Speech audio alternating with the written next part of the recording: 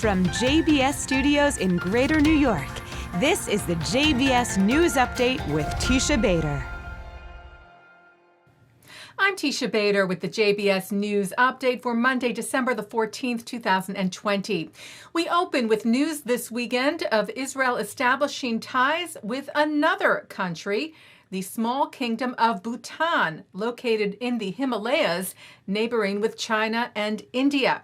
It is a Buddhist majority country. Israel's ambassador to India, Ron Malka, took part in a ceremony signing an agreement of full diplomatic ties on Saturday. The agreement also includes Israel collaborating with Bhutan in the areas of water management, agriculture, and health. Malka signed the agreement with Ambassador of Bhutan to India, Major General Vitsop Nt'l. Israel's Foreign Minister Gabi Ashkenazi said the circle of recognition of Israel is growing and expanding. The establishment of relations between us and the Kingdom of Bhutan will serve as another milestone in deepening Israeli ties to Asia. Israeli Prime Minister Benjamin Netanyahu tweeted, "I welcome the establishment of diplomatic relations between Israel and Bhutan, which is additional fruit of the peace agreements."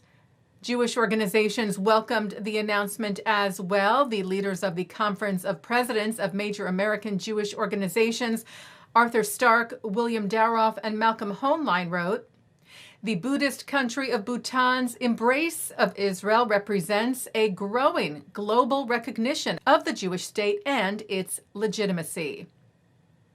Netanyahu today met with U.S. National Security Advisor Robert O'Brien in Jerusalem, where he praised the deep Israel-U.S. alliance and cooperation and thanked President Trump for his efforts, citing the recent Abraham Accords and other normalizations of late with Arab countries, including Morocco, just last week. A disturbing incident at a Hanukkah celebration this weekend in Lexington, Kentucky.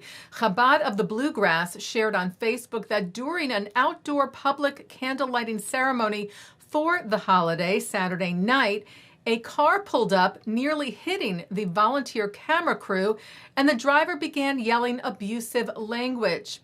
They wrote that a community member who was assisting in the lighting of the Chanukiah heroically stepped between the assailant and the Chabad house. The attacker grabbed the man and held his arm, dragging him for a block and running over his leg. The car then sped off. Before being taken to the hospital, the victim insisted that the menorah be lit, not to allow darkness, he said, to quench our light. Chabad wrote, "When you add light to a seemingly dark world, the darkness always recedes. Our scheduled lighting will continue to take place across Kentucky, and we encourage everyone to share their light with the community." Kentucky Governor Andy Beshear condemned the incident as an outrage. He wrote, "This hate has absolutely no place in the Commonwealth as we build a better Kentucky that is fair and equitable for all of our people." And in Ukraine, a public menorah was knocked over. A Ukrainian ultra-nationalist reportedly filmed himself carrying out the vandalism in Kiev, also yelling threats to Jews. Police are investigating.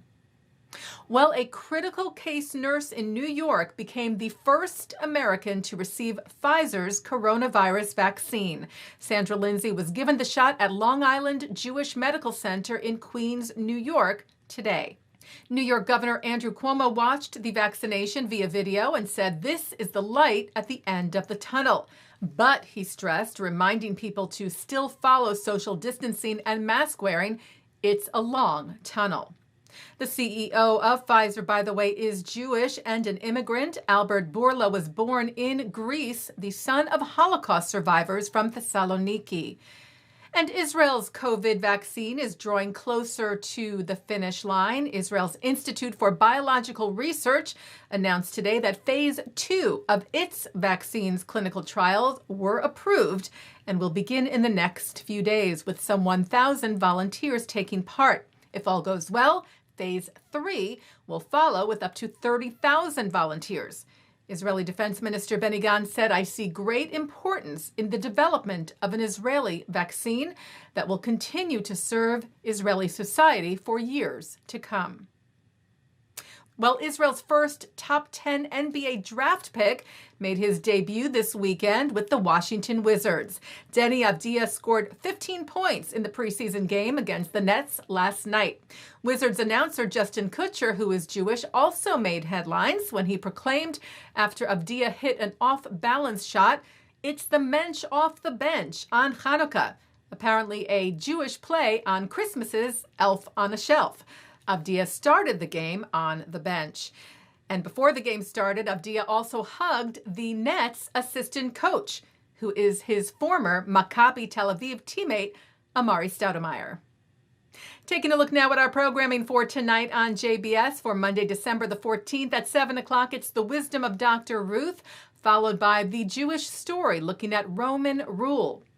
At 7:30, a moving tribute to Israel's former IDF Chief of Staff, Prime Minister and Nobel Peace Laureate Yitzhak Rabin, who was assassinated on November the 4th of 1995, with Ambassador Ron Dermer, Senator Ben Cardin, Senator Rob Portman, and Dennis Ross. At 8, it's a concert celebrating Divan's album release of Shalhevet, with Iranian-descended singer Galit Dardashti leading the all-female Middle Eastern Jewish ensemble, recorded live at Joe's Pub this past March. At 9, Mark Golub sits down with Israeli singer Noah on L'chaim. At 10, a replay of the lighting of the 5th candle for Hanukkah with the late Feivush Finkel. And remember, you can watch the Hanukkah candle lighting here on JBS at 5:30 tomorrow, Tuesday, Wednesday, and finally for the 8th candle on Thursday.